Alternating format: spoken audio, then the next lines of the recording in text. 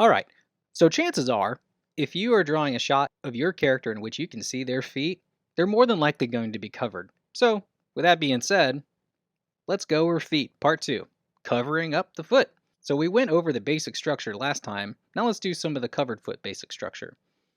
And so in this covered foot breakdown, it's just easy to go with a 2-part breakdown, 3-part breakdown, and a 4-part breakdown. These all go from the simplest to the most complex. It's really not overly complex.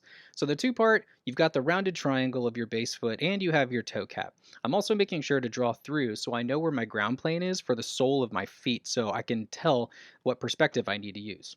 The 3-part is when you start to refine. You pinch in the archway a little bit, you add a little bit of the roundedness, and you add the heel cap so that you can start to understand all of the different pieces of the feet as they interact. Now, the 4-part is whenever you add the leg back into the foot itself, remembering that they're not isolated. This is a part of a larger body itself. So whenever you have a covering, I like to call it the tube sock method, whenever it's really tight on the foot. You see this in superhero comics a lot, especially older comics, but these tube socks used to have a toe cap and they used to have a heel cap that were colored. Now these are really great just visually for us to understand the contours in order to see this as a three-dimensional object. It's great for the viewer and it's great for the artist as they're rendering it. Whenever you have something more structured like a boot or a shoe, I like to call it the action figure foot. So your main points of articulation is going to be your ankle where it rotates and your toe bridge, but it's only going to go up, not go down because of the sole of whatever shoe that they're wearing. Now, when it talks to shoes, I think the Chuck and the Jungle Boot are the best examples of mastering anything can be built basically from a Chuck or a Jungle Boot. Now, the Chuck essentially is like the 2-part construction of the foot breakdown.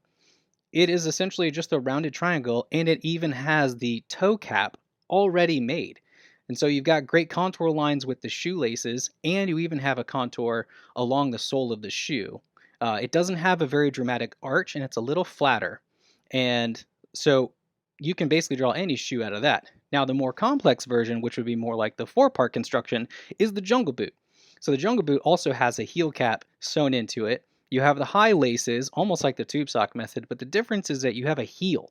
And so you have a really thick sole, you have a big heel, and you have a pinched arch. So it's very dramatic.